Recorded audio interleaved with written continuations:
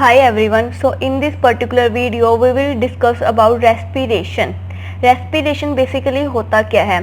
हमने डाइजेशन के प्रोसेस से ये देखा था कि डाइजेशन प्रोसेस में होता क्या है. बेसिकली हम क्या करते हैं, कॉम्प्लेक्स फूड को का ब्रेक डाउन होता है इनटू स्मॉल पार्ट्स के अंदर, जिसको हम क्या बोलते हैं, ग्लूकोज बोलते हैं. दैट इज जो कॉम्प्लेक्स फूड है वो किस में ब्रेक हो जाता है, ग्लूकोज के अंदर ब्रेक हो जाता है.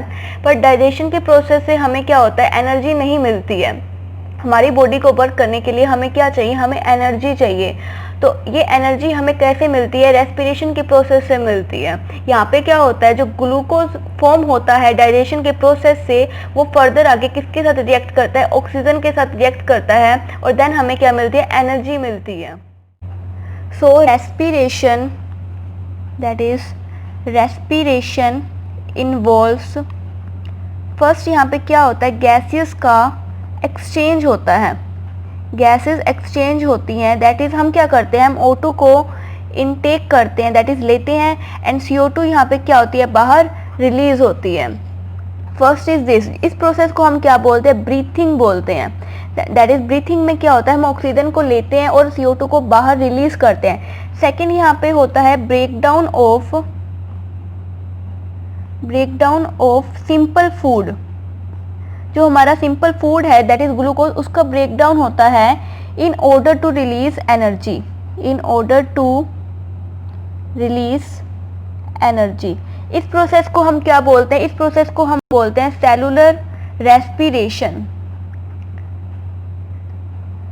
तो यहाँ पे ब्रीथिंग एंड रेस्पिरेशन में डिफरेंस होता है. ब्रीथिंग में हम क्या करते हैं, ब्रीथिंग में ओनली गैसेस का एक्सचेंज होता है, यहाँ पे हमें कोई एनर्जी नहीं मिलती है. ब्रीथिंग में हो क्या रहा है, बेसिकली हम ऑक्सीजन को इनटेक कर रहे हैं और CO2 को बाहर रिलीज कर रहे हैं.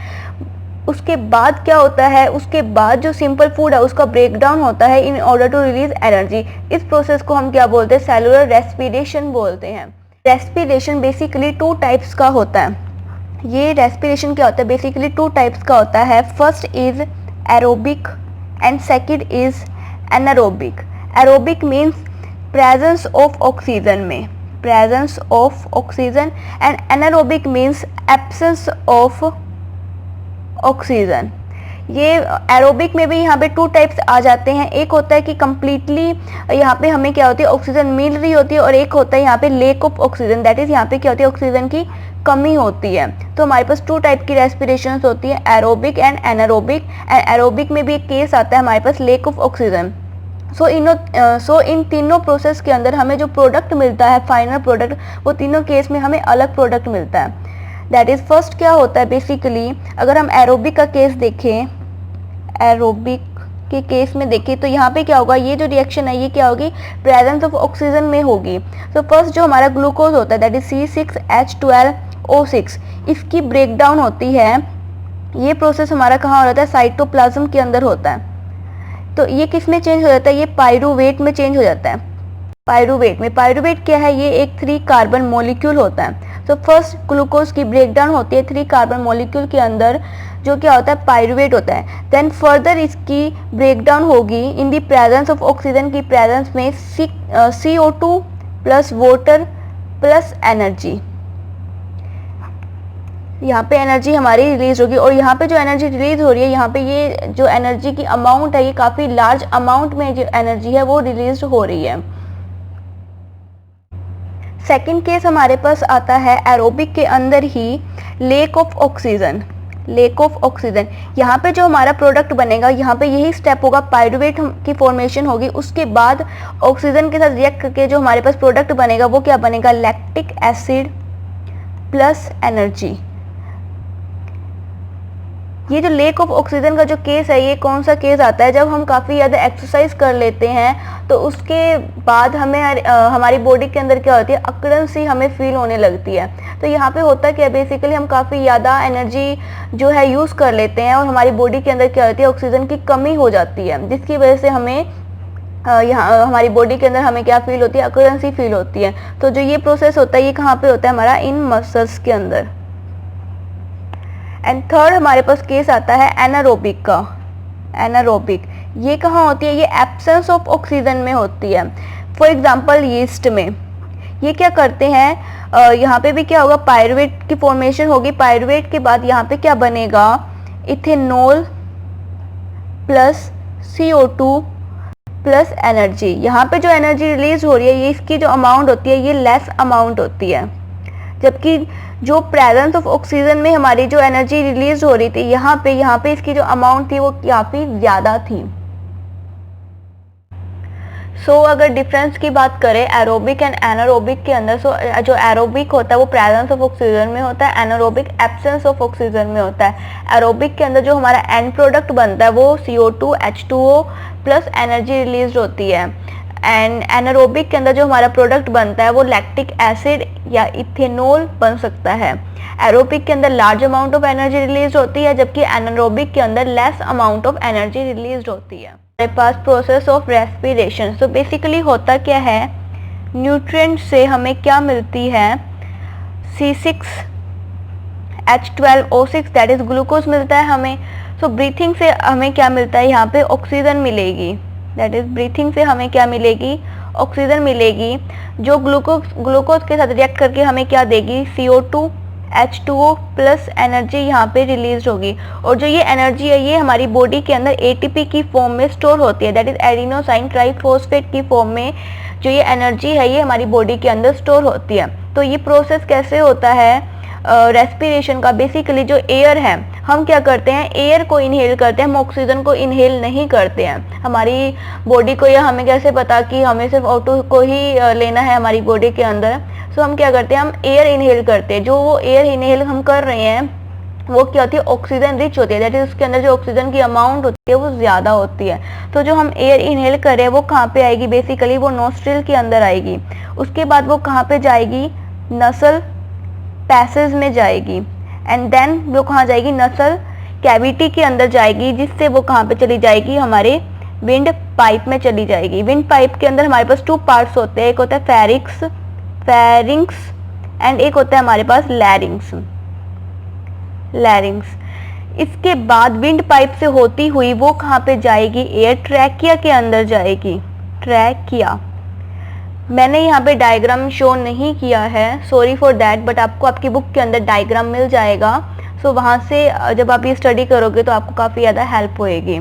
सो बेसिकली होता है कि हमारी नोस्ट्रिल से ऐसे जो है ये एयर एंटर करेगी, फिर नसल पैसेज से ये कहाँ आ जाएगी, इस तरीके से ये विंड पाइप के अंदर आ जाएगी। विंड पाइप के अंदर से ये कहाँ जाएगी, यहाँ पे हमारे पास क्या होगा, फेरिंग्स एंड लैरिंग्स होगा। उसके बाद ये कहाँ आएगी, ट्रैकिया के अंदर आएगी। ट्रैकिया जो होता है ये किस शेप का होता है, ये रिंग ऑफ कार्टिलेज से बना होता है, जिसकी शेप क्या होती है, सी शेप होती है। इस तरीके से सी शेप्ड की होती है।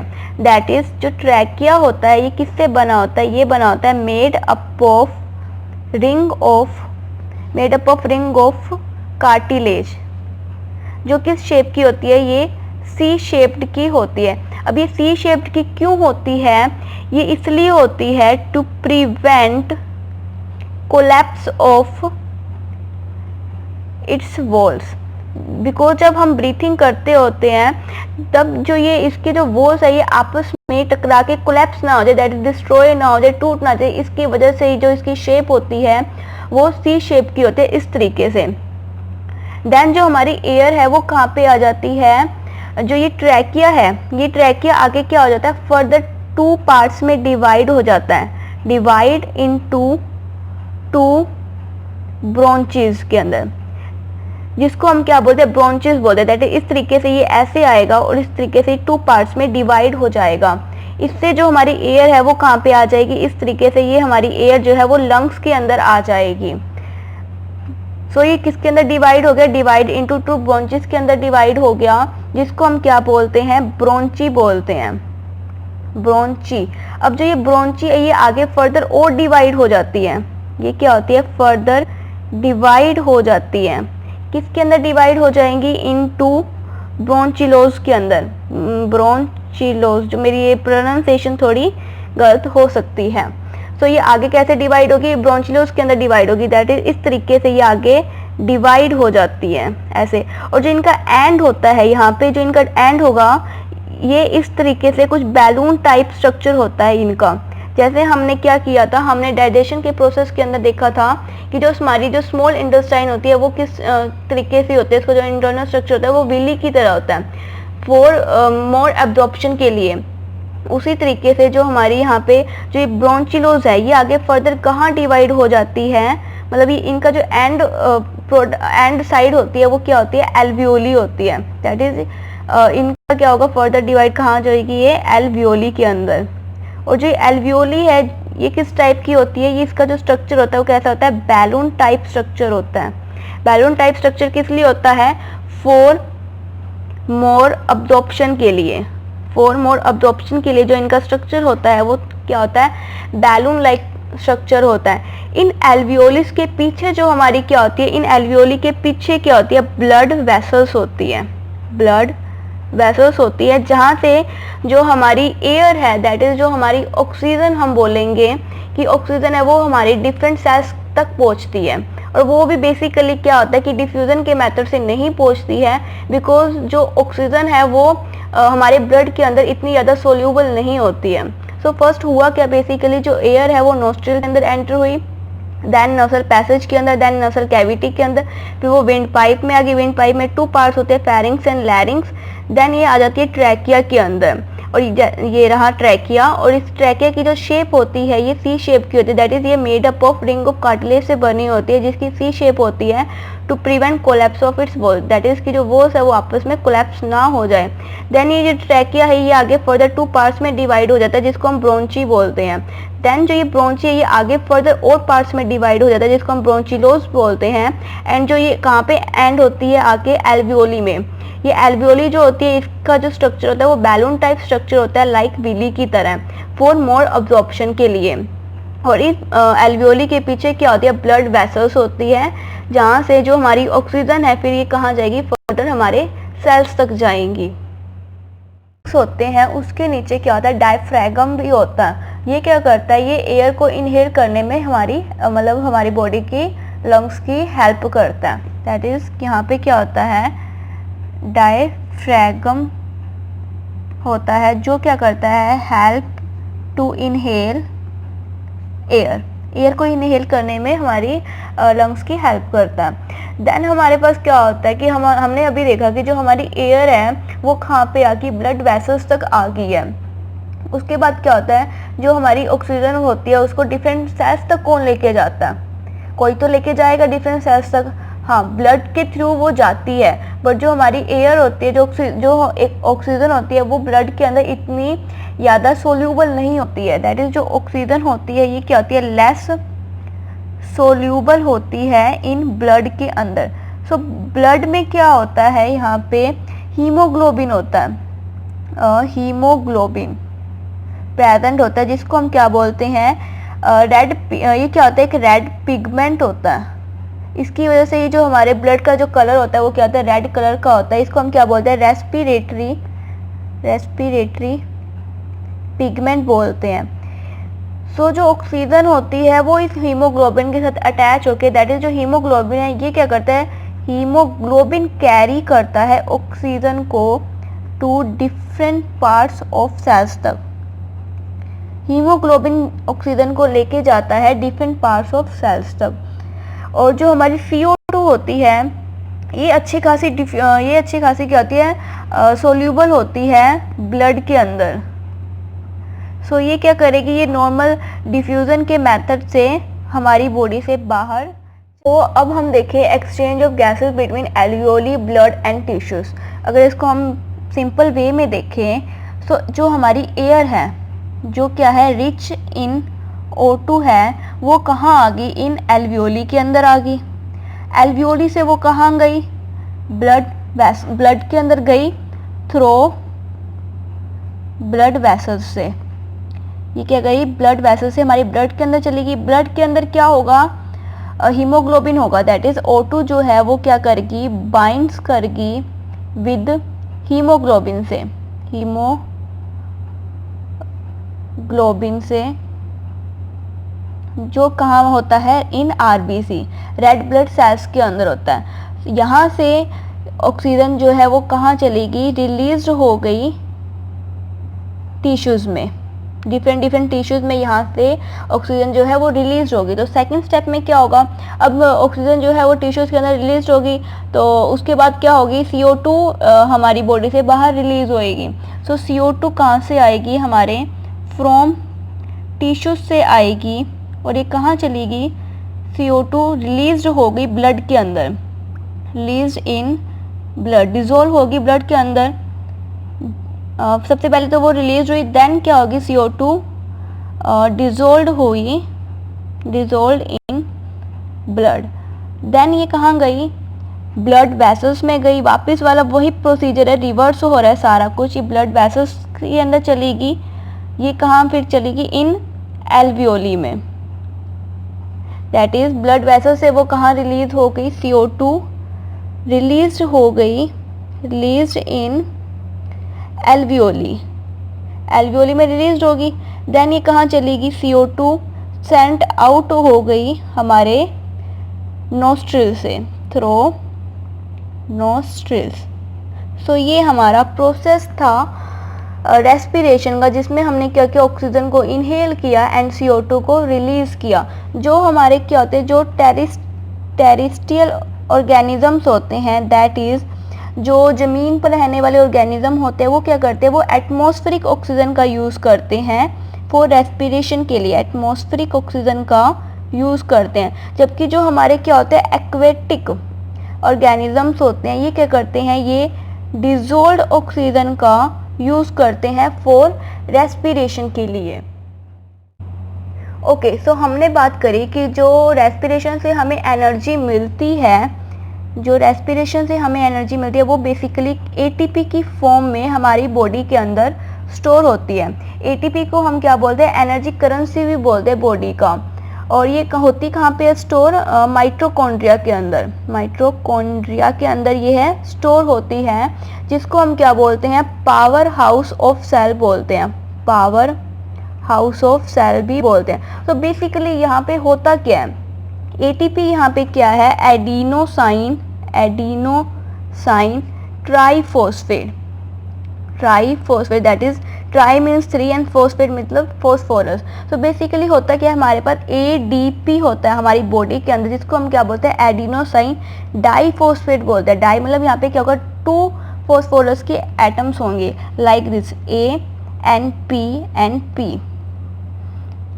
सो यहाँ पे क्या होंगे, हमारे पास ADP है, एडिनोसाइन डाइफॉस्फेट, इसके साथ ही यहाँ पे एक फॉस्फोरस, फ्री फॉस्फोरस भी घूम रहा होगा। तो जब हमारी बॉडी के अंदर एनर्जी रिलीज होती है, वो एनर्जी कहाँ पे यूज़ होती है, वो हम यूज़ बोल सकते हैं या फिर हम बोल सकते हैं स्टोर बोल सकते हैं। वो एनर्जी यहाँ पे इसको बाइंड करने में यूज़ हो जाती है, और ये जो ADP है वो किस में कन्वर्ट हो जाता है, ATP के अंदर कन्वर्ट हो जाता है, और जो हमारी एनर्जी है वो यहाँ पे क्या हो जाती है, स्टोर हो जाती है। दैट इज यहाँ पे क्या बन गया, ADP प्लस एक फॉस्फोरस, और तो ये क्या बन गया, यहाँ पे ATP बन गया, और जो हमारी एनर्जी है यहाँ पे स्टोर होगी। जब हमारी बॉडी को एनर्जी की ज़रूरत होगी, नीड होगी, देन ये वापस क्या होगा, ATP वापस ब्रेक डाउन हो जाएगा ADP के अंदर, और जो हमारी एनर्जी है वो बाहर क्या हो जाएगी, रिलीज हो जाएगी, या फिर हम बोल सकते हैं यूटिलाइज हो जाएगी। सो ये प्रोसेस होता है हमारी बॉडी के अंदर। अब अगर हम प्लांट्स के रेस्पिरेशन की बात करें, that is respiration in plants. Yes, plants के अंदर भी रेस्पिरेशन होता है। प्लांट्स को भी क्या होती है, एनर्जी की नीड होती है, एंड ऑक्सीजन, उनको भी तो सांस लेना होता है। यस, प्लांट्स के अंदर भी रेस्पिरेशन होता है। हमने ये सुना है कि जब रात के टाइम हमें क्या होता है, मतलब हमें प्लांट्स के पास नहीं सोना चाहिए, बिकॉज उस टाइम क्या होता है, जो प्लांट्स होते हैं वो CO2 रिलीज कर रहे होते हैं। सो हमने ये सब सुना है कि वो प्लांट्स क्या कर रहे होते हैं, रात के टाइम CO2 रिलीज कर रहे होते हैं, तो हमें वहाँ पे नहीं सोना चाहिए, वो हमारे लिए थोड़ा सा अच्छा नहीं होता है। सो क्या वो सिर्फ रात के टाइम ही CO2 रिलीज करते हैं, दिन के टाइम नहीं करते हैं? नहीं, वो दिन के टाइम भी CO2 को रिलीज करते हैं। सो बेसिकली होता क्या, अगर हम डे की बात करें, सो रेस्पिरेशन तो प्लांट्स में भी होता है। रेस्पिरेशन में बेसिकली होता क्या है, हम O2 को इनहेल करते हैं एंड CO2 को बाहर एक्सहेल करते हैं। सो प्लांट्स में भी यही चीज़ होती है कि O2 इनहेल होती है एंड CO2 बाहर रिलीज होती है। बट डे के टाइम होता क्या है, डे के टाइम प्लांट्स में फोटोसिंथेसिस भी हो रहा होता है।